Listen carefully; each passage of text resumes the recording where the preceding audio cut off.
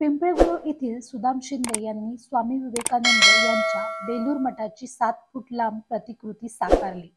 चक्क world book कडून याची दखल घेण्यात आली. चला तर जाणून घेऊया संपूर्ण बातमी. कोरोनाचा 2 वर्षाचा काळ फार भयावह होता. लोकांचा संपर्क तुटला होता. प्रत्येक जण एकांतवासात होता.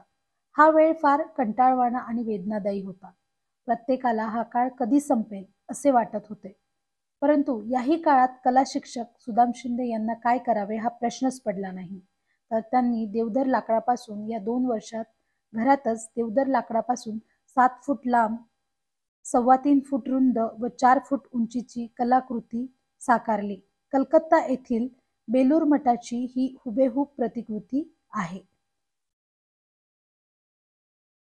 स्वामी विवेकानंदाचा बेलूर हा मठ सर्वांच्याच परिचयाचा आहे आणि सर्वांच्या आवडीचा आहे. कारण इथे जाऊन प्रत्येक जण स्वामी विवेकानंदांचा अभ्यास करू शकतो आणि प्रेरणा घेऊ शकतो. असाच हा मठ पिंपळगाव येथे सुधाकर शिंदे यांनी साकारलेला आहे आणि वर्ल्ड बुक ऑफ रेकॉर्ड मध्ये नोंद झालेली आहे. त्यामुळे नक्कीच पुण्यातील आणि पुण्याबाहेरची लोक शिंदे यांच्या घरी येऊन या प्रतिकृतीची पाहणी करू शकतात आणि बघू शकतात की त्यांनी 2 वर्षाच्या अथक परिश्रमानंतर किती भव्य दिव्य अशी ही प्रतिकृती साकारलेली आहे. की त्यांनी ही प्रतिकृती कशी बनवली. धन्यवाद. आपण आलात, माझ्या कलाकृतीची दखल घेतली, त्याबद्दल आपला आभारी आहो. ही कलकत्त्याची बेलूर मठाची, रामकृष्ण मिशन मठाची ही प्रतिकृती आहे. ही प्रतिकृतीच का घेतली तर ह्या प्रतिकृतीला हे वैशिष्ट्य असं की ह्याच्यामध्ये सर्व जाती धर्म पंथांची जी प्रार्थना स्थळं असतात त्या प्रार्थना स्थळांच्या वास्तुशास्त्राचा ह्याच्यात मिलाप भेटतो. म्हणून ह्याला वैश्विक वास्तू पण म्हणतात. ह्याच्यामध्ये तुम्हाला चर्चची कमान दिसल, मस्जिदचे घुमट दिसल, मंदिरांची महिरब दिसल, अशा सर्व धर्मांचा हे जे स्तूप असतात बौद्धिस्ट स्तूप, त्या स्तूपांची ही डिझाईन आहे. म्हणजे सर्व धर्मांच्या प्रार्थना स्थळांचा एकत्र मिलाप असणारी ही वास्तू. ह्याच्यामध्ये जे आहे हे रामकृष्ण मिशन मठाचं हे बोधचिन्ह आहे. ह्याच्यामध्ये हा राजहंस आहे. ह्याला दूध आणि पाणी मिक्स करून दिलं तरी तो फक्त दूध पितो, पाणी खाली सोडून देतो. आणि त्याच्या खाली कमळ आहे. हे कमळ हे चिखलातच येतं. म्हणजे जे चांगलं असेल ते घ्यायचं राजहंसासारखं. आजूबाजूला किती कशी परिस्थिती असली चिखलासारखी तरी त्याचा बाऊ न करता आपल्याला जे चांगलं असेल तेच घ्यायचं, उमलून जगाला प्रकाशमान ज्ञान द्यायचं, असं हे ते बोधचिन्ह आहे. जिथं हे बारीक नक्षीकाम तुम्ही कसं काय करू शकता, ह्याच्याकडं काय वेगळं तंत्रज्ञान तुम्ही त्यासाठी वापरता? ह्याच्यामध्ये बारीक पटाशी पाहिजे. पहिली गोष्ट तर आपलं चिंतन पहिलं पाहिजे. जसं आपण शेतामध्ये एखादं बी पेरतो, ते जमिनीत असतं, अंधारात असतं, त्याला हळूहळू कोंब फुटतो, पण दिवस उजाडल्यावर त्याला पानं फुलं दिसायला लागतात. तसं रात्री झोपताना उद्या आपल्याला काय करायचंय त्याचं मी चिंतन करायचो. हे एवढं बारीक कोरायचंय, मग ते कशाने कोरलं पाहिजे, त्यासाठी काय वापरलं पाहिजे, असं ते चिंतन रात्रीचं व्हायचं. आणि दिवस झाला की मग ते फक्त जसं पाकळ्या येतात तसं मग ते हात फक्त राबायला सुरुवात होतात आणि ती कलाकृती सगुण साकार स्वरूपात आपल्या समोर यायला लागते. तुम्ही दरवाजे पण बघू शकता. हो, हे दरवाजे देखील ओपन होतात. त्याला देखील हँडल लावलेले आहेत. वर पण दरवाजे आहे. ह्याच्यामध्ये परत दुसरं वैशिष्ट्य असं, ह्याच्यात लाईटची सोय केलेली आहे. वायरिंग करायची आहे.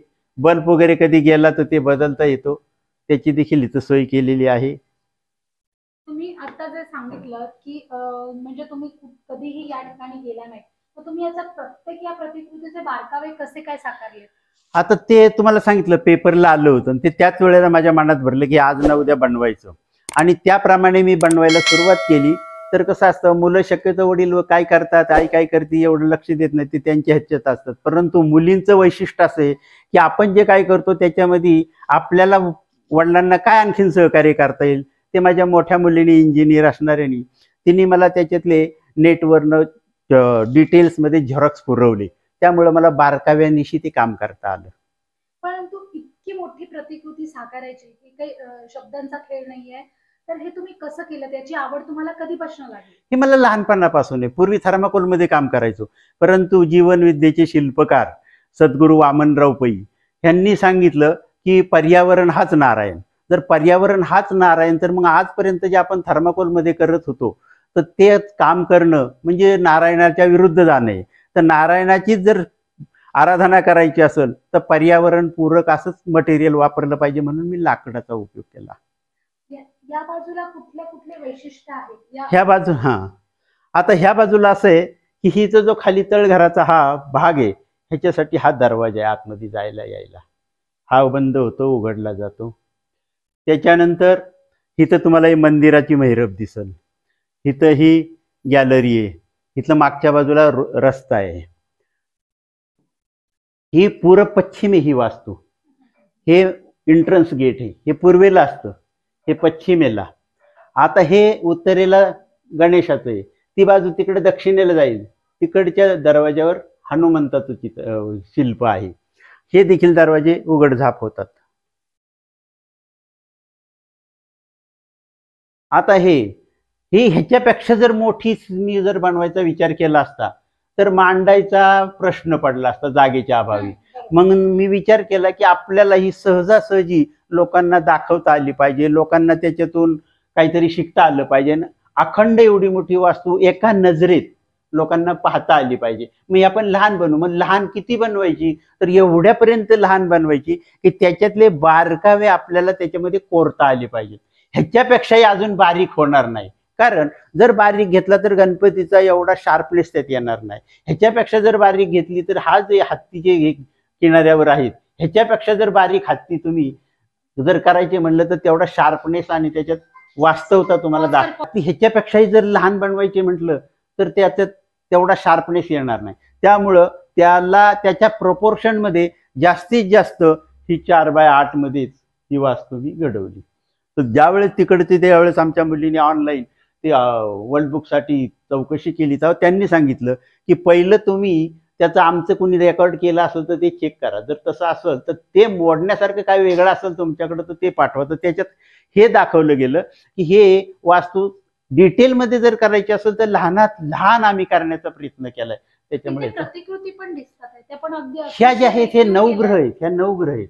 हे तिकडं 3, इकडं 3 आणि मागच्या बाजूला 3 अशा. तुम्ही कसे करू? आता ह्याच्यापेक्षा बारीक आपण करू शकत नाही. आता तुम्ही जे मी तुम्हाला जर त्या छोटे छोटे पटाशा आहेत, छोटे छोट्या फाईल्स आहेत नाजूक, त्या ह्याच्यापेक्षा त्या ह्याच्यामधून त्या कट केल्या जातात. आणि छोटा एक्सा ब्लेड येतो, तर छोट्या एक्सा ब्लेडनी कट करणं, कांसीनी घासणं आणि पटाशीनी छोट्या हाफ राऊंड आहेत, अरुंद आहेत, जास्त ब्रॉड आहेत, अशा वेगवेगळ्या प्रकारच्या ज्या पटाशा मिळतात त्या पटाशानी ते सगळं कोरून आतमध्ये देखील तुम्हाला त्या दरवाज्यांच्या वर जी नक्षी कोरलेली आहे पहा ती देखील दिसल.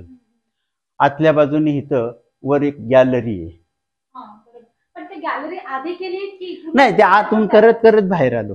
आणि हे दुसरी गोष्ट कसं आहे, हे आपल्याला जर आता पहा ह्या दरवाज्यातून हे आत येणार नाही, बाहेर जाणार नाही, त्याही दरवाज्यातून आत येणार नाही, बाहेर जाणार नाही. त्यामुळे ह्याले पार्ट ह्याचे सुट्टे सुट्टे, त्यामुळे कुठं न्यायचं म्हटलं तरी ते सोपं झालं पाहिजे. तर हे सगळे आपल्याला वेगळे करता येतात. त्याच्यामध्ये आतमध्ये देखील आपल्याला लाइटिंग वगैरे काम करता येतं आणि हे परत आपल्याला व्यवस्थित ठेवता येतं. ही बाजू पण खूप सुंदर आहे, म्हणजे राहिलेले आपले नवग्रहातील ग्रह आणि सगळं ते रेखीव तुम्ही केलेलं आहे. ते पण या भागाला कुठला भाग म्हणतात? ह्याला भागाला ही थोडक्यात काय, ही वरच्या बाजूची ही त्यांच्याशी म्हणजे आकर्षक डिझाईन म्हणून केलेली आहे. अर्थात आतमध्ये का ह्या मी प्रत्यक्ष पाहिली नाही, कदाचित आतमध्ये त्याला मजला असावा आणि ती हवा येण्या जाण्यासाठी असावा, कारण चारही बाजूला आहे. ही जी बाजू आहे संपूर्ण, हे जे दरवाजे आहेत हे किती आहेत, म्हणजे तिथे जितके आहेत तिथेच तुम्ही इथे तिकडच्या ती जी ओरिजिनल वास्तू आहे तिच्यामध्ये आणि हिच्यामध्ये काही फरक न करण्याचाच प्रयत्न केलाय. मी प्रत्यक्ष तर पाहिलेली नाही, परंतु युट्यूबवर जरी आपण पाहिली तरी तुम्हाला त्याच्याशी कॅम्पॅरिझन करता येईल. तिथं 11 पायऱ्या आहेत तर तुम्हाला इथे 11च पायऱ्या भेटतील. त्याच्यावर तुम्हाला हे जे आहेत हे डिझाईन हे 5 आहेत, हे 5च दिसतील. आपण इथे आलेलो आहोत आणि आपण इथे या दरवाजामधून आता गणपती बाप्पाचं देखील दर्शन घेऊ शकतोय. हो.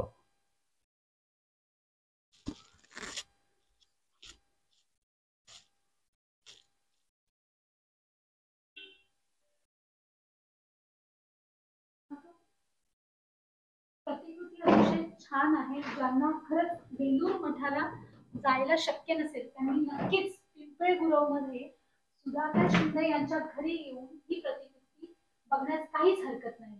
Rajshri Atkare, the public voice news, Pune. तर Shinde sir, the public voice news मध्ये तुमचं स्वागत. धन्यवाद. आपण आवर्जून अशी कलेची दखल घ्यायला आलात आणि तिला प्रसिद्धी तुमच्या माध्यमातून देताय, त्याबद्दल तुमच्या मनापासून आभार. नवनवीन बातम्या बघण्यासाठी आमच्या चॅनलला सबस्क्राईब करायला विसरू नका.